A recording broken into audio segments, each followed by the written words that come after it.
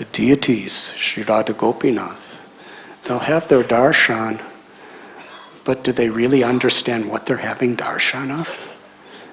Do they really have faith? Adosha tata sadhu sangota bhajanakriya.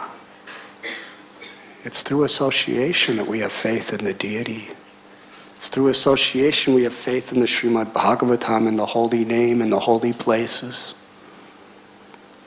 Vedavyas writes in the 12th canto that a symptom of Kali Yuga is when you go to a holy place to take a bath in the river without associating with the holy people there.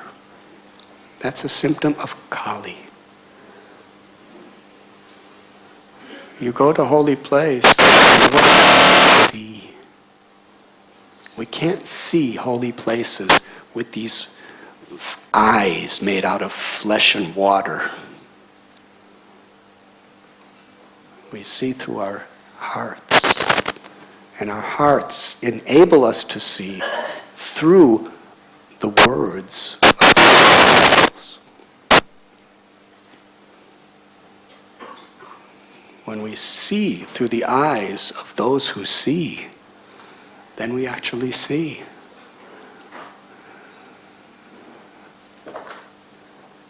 That requires faith. And that faith comes by associating with people who have that faith, deep faith, in the right thing.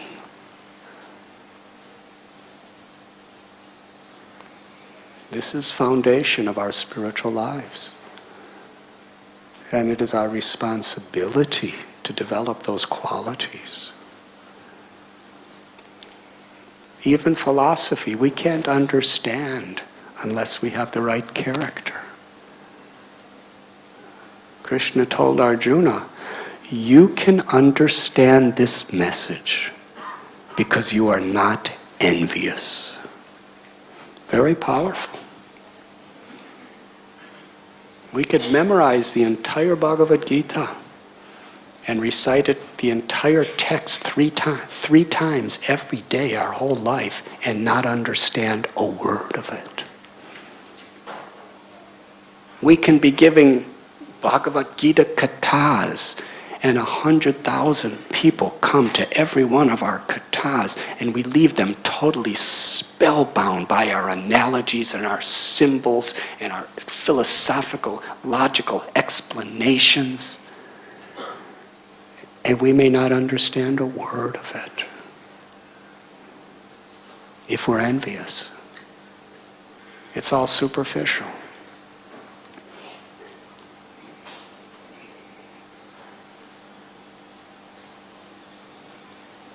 Krishna tells Arjuna, you can understand this Gita because you are my friend and you are my devotee.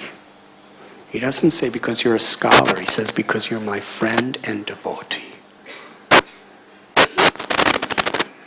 And Jiva Goswami and all these people who were the greatest of all scholars, they could explain the Gitas and the Bhagavat and all the holy Vedaishcha Sarveraham Eva Vedyo Vedanta Krid Veda Vedeva Chaham. Krishna says, by all the Vedas I'm to be known. I'm the compiler of the Vedanta. So yes, these greatest of scholars, they can transform our hearts because they had no envy and because they were the Lord's friend and devotee. And this is what we must strive for. When we as a congregation, when we as a family are not envious toward each other, because if you're envious toward each other, that's an indirect way of being envious toward Krishna. A devotee is just not envious. And therefore is Krishna's friend. Suhrata Sarvabhutanam. Krishna is the benefactor and friend of everyone.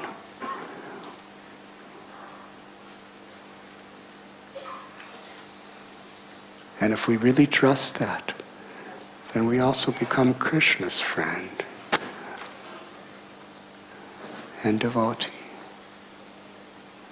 Then Krishna reveals that beautiful story of Sri Rangam, where the greatest scholars in all of India were gathered together in a courtyard every day to discuss the scriptures. And that simple, illiterate Brahmin sat to read the Bhagavad Gita. But he was reading, his pronunciation was really bad from a material perspective. And he couldn't understand anything he was reading. But he read every day. And the other scholars ignored him. They may have ridiculed him. They may have criticized him. But he did it every day. Why did he keep going back to that high seat of learning to read the Bhagavad Gita if he knew he was doing it all wrong and nobody respected him at all for doing it? But Lord Chaitanya, who's Krishna himself, the author of the Gita, he happened to see this Brahmin and he came right up to him. Please tell me what you're reading and why. He said, I'm reading Gita. He said, I don't know what I'm reading. I may say it right or wrong. I don't know the difference. I don't really understand any of the words. But my guru told me to read this in this place every day. So whatever anybody thinks, I'm trying to please my Guru Dev.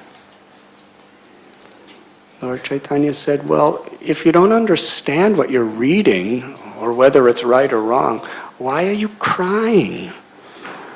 He said, because the whole time I'm trying to recite it, I'm just seeing Krishna, who has a beautiful complexion like a dark monsoon cloud.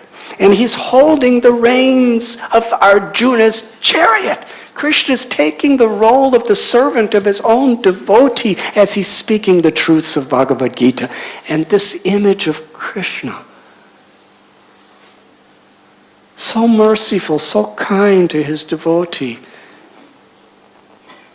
it's imprinted within the core of my heart. And that is why I cry. Lord Chaitanya picked up that Brahmin and embraced him and said, you are the true knower of the Bhagavad Gita. And with that embrace, he gave him prema bhakti, the highest perfection of ecstatic love for the Lord. He didn't give it to the others, he gave it to him because of his attitude.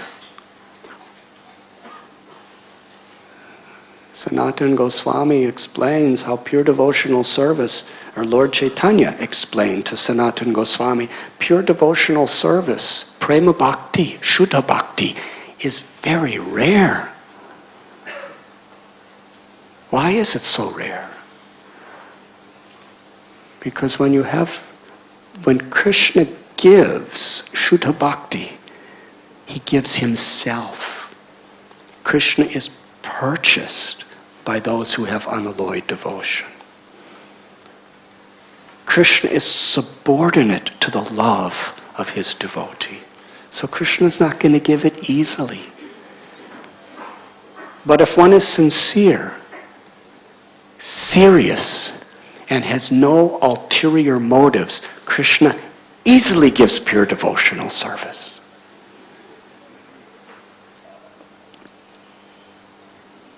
This is what we must strive for. Through our scholarship, through our sadhana, through our seva, through our puja, through our prayers, for this pure devotion, without envy, for Krishna's satisfaction.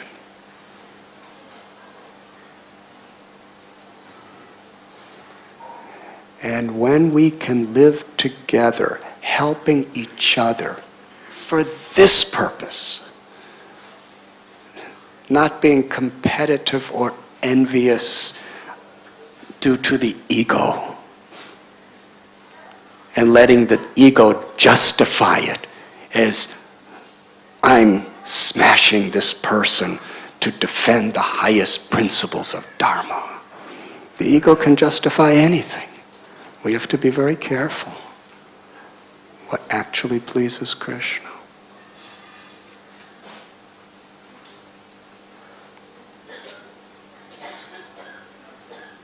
And when we help each other to strive for this perfection of Shuddha Bhakti, then we are actually a real satsang.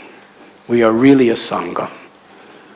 Then our temples, our congregation are actually representing our beloved founder Acharya, Srila Prabhupada, and the previous Acharyas. Then we're actually bringing people into the Leela of Sri Sri Radha Gopinath. That is all important.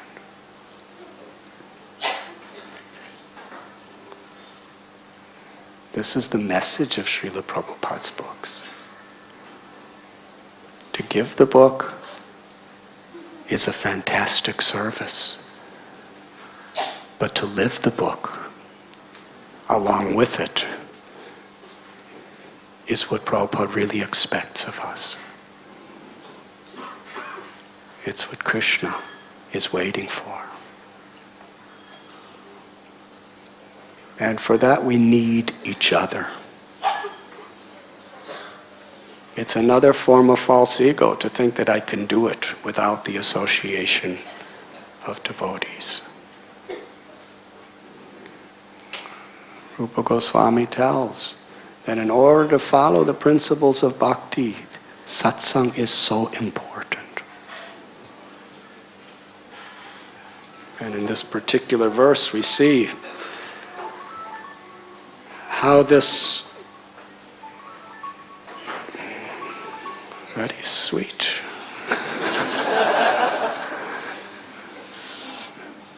I think it was coming from Krishna to tell me that I'm over time.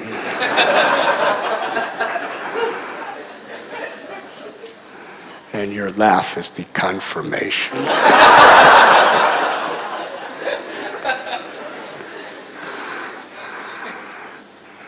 And it has just been reconfirmed.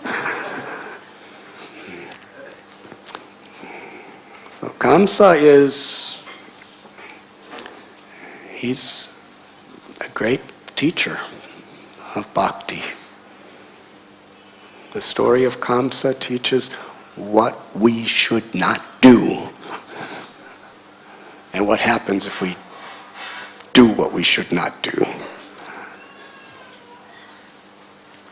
After all, Kamsa was Krishna's uncle.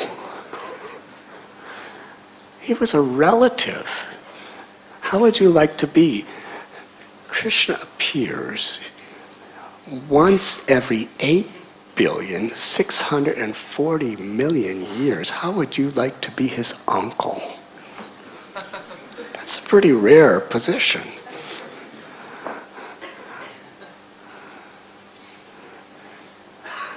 But still, due to bad association, what kind of uncle? His whole life was obsessed in destroying his nephew. And he seemed so successful. Everything was just going his way. He had his wealth, he had his power, he had his pleasures, he had everything. All of his adversities were either killed or imprisoned or persecuted. So yes, why do good things happen to bad people? And Vasudev Devaki, why do bad things happen to good people? But there's a saying, the mills of time, they grind slow, but meticulously fine. Harivo. It's just a matter of, and Krishna tells in Gita, time I am. So, we're just going to begin with Vrindavan Leela. And Kamsa was a very important person. All these incredible Putana, Shakatasura, Trinavarta,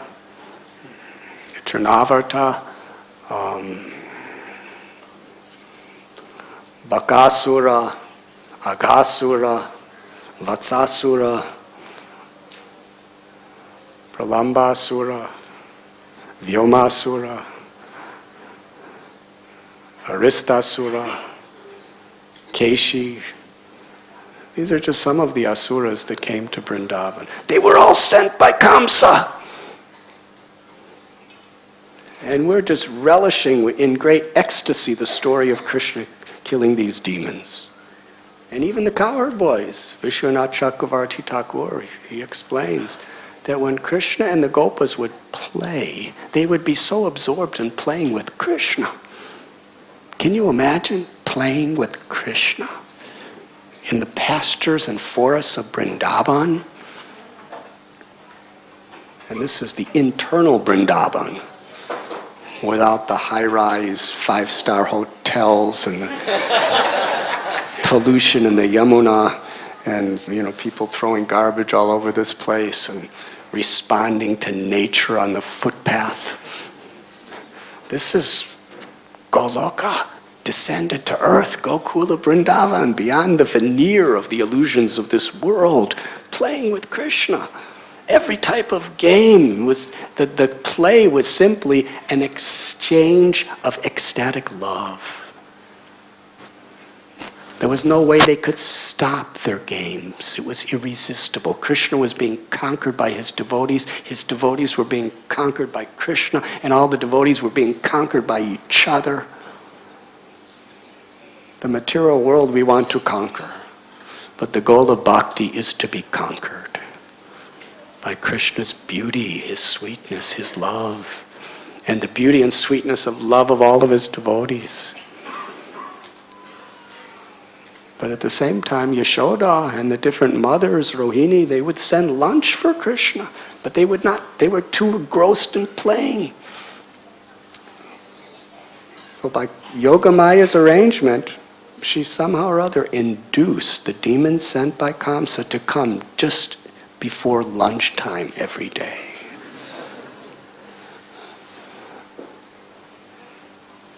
So then Krishna would really make a nice appetite for him to be killing these gigantic yogi demons in these immense forms. Bakasura. He was a crane, gigantic bird. They were just sitting on bank of Yamuna. The calves were drinking the water at Kadiravan, and the boys were drinking the water, and they were resting, and they saw this incredible, gigantic mountain, like a white mountain. And suddenly they saw this gigantic mountain moving. And within an instant, the mountain's neck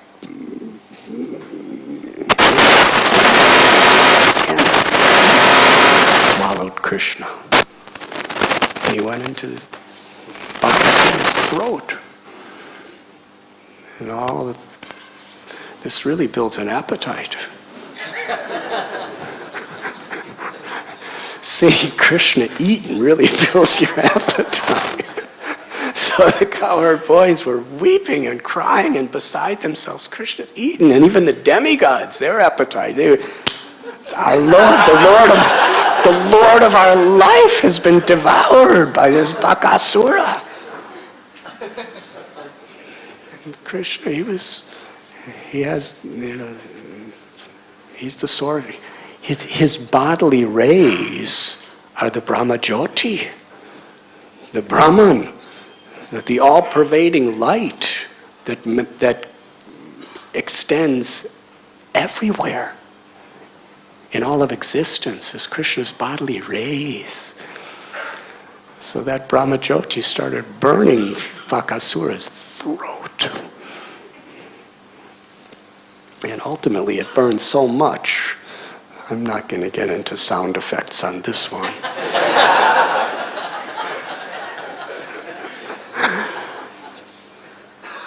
can you imagine the sound of this demon, the size of a mountain, vomiting? It must have been tumultuous. And he vomited out Krishna. And then he decided, with his massive pointed beak, to stab Krishna to death. He stabbed and stabbed and stabbed. And Krishna, he was just playing with this person. He was dodging, or he was like dancing around. And Bakasura, and everybody's watching. And Krishna's just missing. He was making it so he was just by millimeters missing Krishna.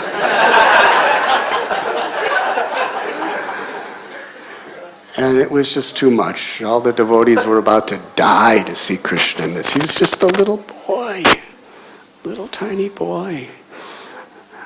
So Krishna took his beak and put his little soft lotus foot on one beak, and then took his beautiful little soft lotus hands with the other beak and bifurcated him. Haribol.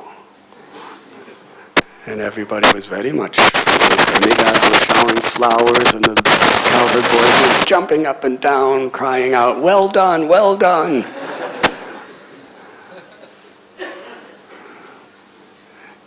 And then they realized it's time for lunch.